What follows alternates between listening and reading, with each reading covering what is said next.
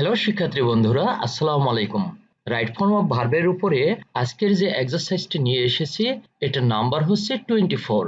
এর আগে আমরা আরো 23টি রাইট ফর্ম অফ ভার্বের এক্সারসাইজ করেছি, আপনারা সেগুলো দেখে আসতে পারেন। আজকের এক্সারসাইজটি আমরা তাহলে শুরু করি। We can not all together get rid of our waste, but proper management of it can certainly reduce its quantity. আমরা আমাদের ময়লা আবর্জনা থেকে সর্বসাকল্যে রেহাই পেতে পারি না বা মুক্তি পেতে পারি না, কিন্তু এই ময়লা আবর্জনাকে যদি প্রপার ম্যানেজমেন্ট করা যায়, অর্থাৎ যথোপযুক্ত ব্যবস্থাপনার মাধ্যমে এর পরিমাণটাকে আমরা অনেকটাই কমিয়ে আনতে পারি। ঠিক এরকম অর্থ বোঝাচ্ছে। এখন দেখুন, we can not all together. Can not কিন্তু মডাল অক্সিলারি ভার্ব, উই হলো সাবজেক্ট, আর ক্যান নট মডালের পরে আমরা কি বসাই বলুন তো? ভার্বের বেস ফর্ম। যে কোনো মডাল, অর্থাৎ can, could, shall, should, will, would, may, might, must, dare, need, had better, am to, is to, are to, was to, were to, have to, has to, had to, এই যেসব model বললাম, এই মডেলগুলোর পরে সর্বদা ভার্বের base form হয়। তার মানে এই ক্যান নটের পরে গেট যে ভার্বটি আছে সেটা ভার্বের বেস ফর্ম দেয়াই আছে, এটাই হবে উত্তর। আর আরেকটি জিনিস লক্ষ্য করুন, অল টুগেদার এটা হচ্ছে একটা অ্যাডভার্ব। এই অ্যাডভার্ব সেন্টেন্সের অন্য কোথাও ব্যবহৃত হতে পারে অথবা না ব্যবহার করলেও কোনো সমস্যা নেই, সুতরাং এটা অতিরিক্ত, এটা কোনো ব্যাপার না। তাহলে দেখুন উত্তরটা কি হবে। We can not all together get rid of our West. আমরা আমাদের ময়লা আবর্জনা থেকে সম্পূর্ণরূপে বা পুরোপুরিভাবে মুক্তি পেতে পারি না, but proper management of it can certainly reduce its quantity। এখানে reduce হবে, কারণটা কি বুঝতে পেরেছেন? বলুন তো, একটু আগে বলে এসেছি। দেখুন, এখানে যে reduce ভার্বটি আছে সেটার আগের শব্দটা কি? certainly, এটা একটা অ্যাডভার্ব, এটা অতিরিক্ত শব্দ, এটা ফেলে দিলে সেন্টেন্সের কিছুই আসে যায় না। কিন্তু তার আগের শব্দটা কি? ক্যান। ক্যান হচ্ছে মডাল, ঠিক মডালের পরে তাহলে আমাদের ভার্বের বেস ফর্ম বসবে, ঠিক তিন নম্বরের মতো। এখানে গেট কেন হলো ভার্বের বেস ফর্ম? কারণ তার আগে ক্যান নট রয়েছে। আর অল টুগেদার তো অ্যাডভার্ব, আমরা আগেই বলেছি অ্যাডভার্ব সেন্টেন্সের মধ্যে ব্যবহার করলেও হয়, না করলেও হয়, ওটাকে হিসাব থেকে বাদ দিয়ে তারপর আপনাকে সেন্টেন্সটা ম্যাচিং করতে হবে। দেখুন তাহলে ব্যাপারটা এরকম, we can not get rid of, এইভাবে হিসাব করতে হবে। অল টুগেদার কোনো ব্যাপার না। ঠিক অনুরূপভাবে it can certainly reduce it's quantity. এখন ইট ক্যান সার্টেনলি, সার্টেনলি কথাটাকে আমরা হিসাব থেকে বাদ দিয়ে নেব। ক্যান হচ্ছে মডাল, তাহলে কি হবে? It can reduce it's quantity. এখন ইটের আগে আরো রয়েছে but proper management of it, এটা হলো সাবজেক্ট, ক্যান হলো মডাল, মডালের পরে ভার্বের বেস ফর্ম রিডিউস দিয়ে দিলাম। তাহলে বুঝতে পেরেছেন রিডিউস কেন হলো? পুরো সেন্টেন্সটির অর্থ সুন্দরভাবে আমরা একবার বুঝে নেই।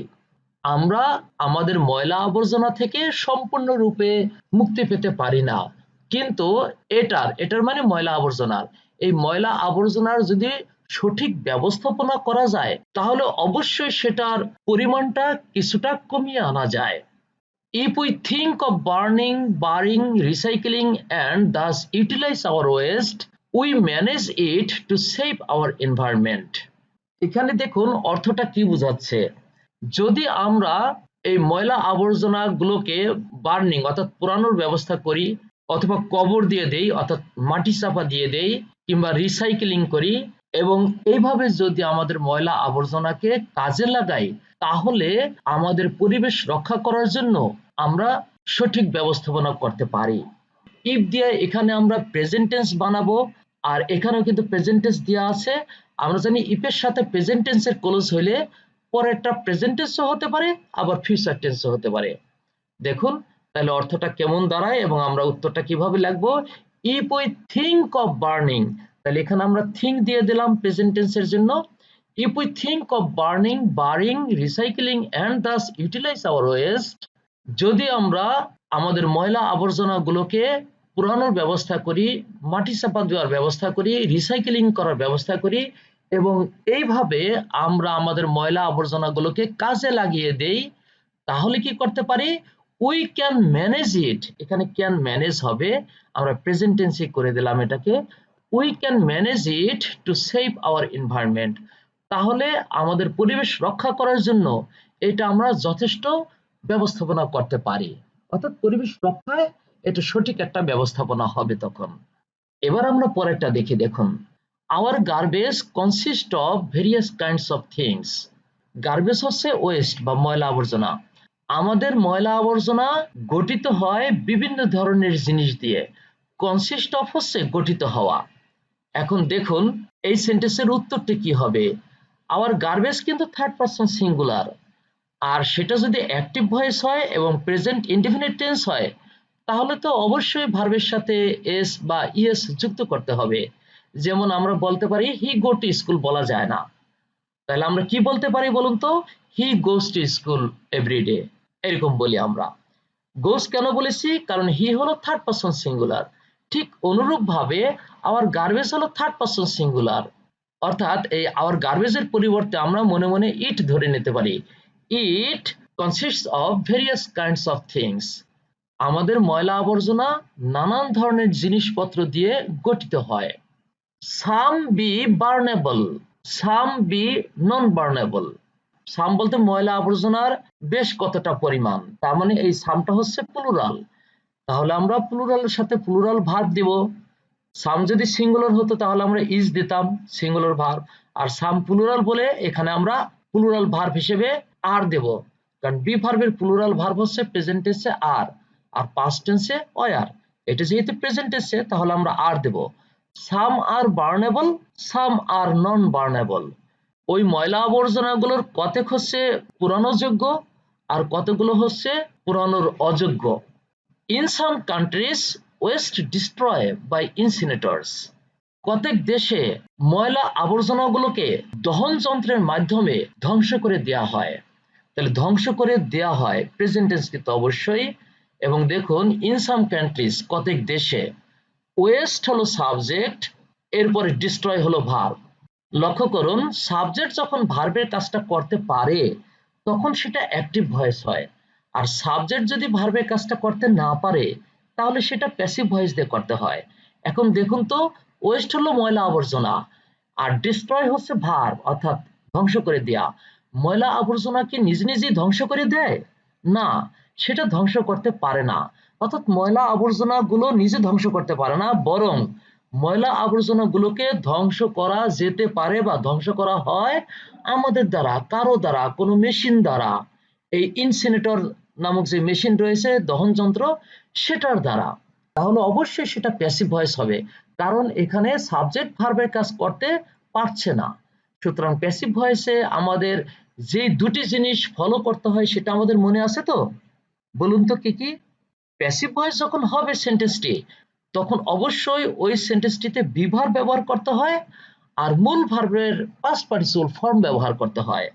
এখানে বি ভার্ব হিসেবে তাহলে আমরা ওয়েস্টের সাথে ইজ দিতে পারি আর ডিস্ট্রয় থেকে ডিস্ট্রয়েড করে দেব পাস্ট পার্টিসিপল। তাহলে ইজ ডিস্ট্রয়েড বাই ইনসিনেটরস। তাহলে দেখুন অর্থটা কেমন। In some countries waste is destroyed by incinerators. কতক দেশে ময়লা আবর্জনাকে দহন যন্ত্রের মাধ্যমে ধ্বংস করে দেয়া হয়। The non-burnable waste melt and refabricated. দেখুন সেন্টেন্সটির অর্থটা বোঝাচ্ছে ঠিক এইরকম।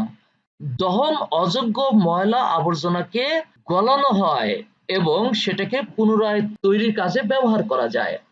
এখন দেখুন এখানে রিফেব্রিকেট থেকে রিফেব্রিকেটেড করা হয়েছে। রিফেব্রিকেট মানে পুনরায় তৈরি করা। তাহলে এটা অ্যাক্টিভ ভয়েস হবে না প্যাসিভ ভয়েস হবে সেটা আগে দেখে নিন, সাবজেক্ট ভার্বের কাজ করতে পারছে কিনা। দ্য নন বার্নেবল ওয়েস্ট, পুরানোর অযোগ্য ময়লা আবর্জনা, এটা হলো সাবজেক্ট। মেল্ট হলো গলানো। দহন অযোগ্য ময়লা আবর্জনা কি নিজেই গলে যায়? না, দহন অযোগ্য ময়লা আবর্জনাগুলোকে গলিয়ে ফেলা হয় এবং সেটাকে পুনরায় উৎপাদন করা হয়, অর্থাৎ উৎপাদনের কাজে ব্যবহার করা হয়। এখানে দুটি অংশই প্যাসিভ ভয়েসের। তাহলে প্যাসিভ ভয়েস অনুসারে অর্থাৎ এই এইচ নাম্বারের প্যাটার্ন অনুসারে আমাদের উত্তর লিখতে হবে। অর্থাৎ যেহেতু এটা প্যাসিভ ভয়েস, ময়লা আবর্জনা নিজে গলে না, যদিও ক্ষেত্র বিশেষে ময়লা আবর্জনা গলে, কিন্তু এখানে কিন্তু ময়লা আবর্জনাগুলোকে গলিয়ে ফেলা হয় মানুষের দ্বারা, মেশিনের দ্বারা, এই সেন্সে বোঝাচ্ছে। তাহলে ময়লা আবর্জনাগুলোকে গলিয়ে ফেলা হয় এবং সেটাকে উৎপাদনের কাজে পুনরায় ব্যবহার করা হয়। তাহলে দেখুন উত্তরটি হবে এরকম, the non burnable waste is melted and refabricated. তাহলে ইজ মেল্টেড হবে উত্তরটি, কারণ সেটা প্যাসিভ ভয়েস। এরপরে দেখুন লাস্টের সেন্টেন্সটি, some rubbish not be rubbish at all. কিছু রাবিশ, রাবিশ মানে কি, ময়লা আবর্জনা অর্থাৎ গার্বেজ কিংবা ওয়েস্ট যেগুলো আমরা আগে পেয়েছি। তাহলে কিছু ময়লা আবর্জনা আদৌ কোনো ময়লা আবর্জনাই নয়, অর্থাৎ সেটা আমাদের অন্য কোনো কাজে লাগে হয়তোবা। তাহলে আমরা কি বলবো, some rubbish is not rubbish at all. কারণ বিভার থেকে আমরা ইজ নিলাম এখানে, কারণ some rubbish third person singular. তাহলে হবে কি, some rubbish is not rubbish at all. কতক ময়লা আবর্জনা আদৌ কোনো ময়লা আবর্জনাই নয়। এই ছিল আমাদের প্যাসেজটি। এভাবে যদি আপনি গ্রামার বুঝে বুঝে নিজে অর্থ বুঝে করার চেষ্টা করেন, তাহলে যে কোনো ধরনের রাইট ফর্ম অফ ভার্বই আপনি অতি সহজেই পারবেন এবং তাতে কোনো বেগ পেতে হবে না। আমরা এরকম আরো অনেক টিউটোরিয়াল নিয়ে হাজির হব, সেগুলো দেখার আমন্ত্রণ রইল।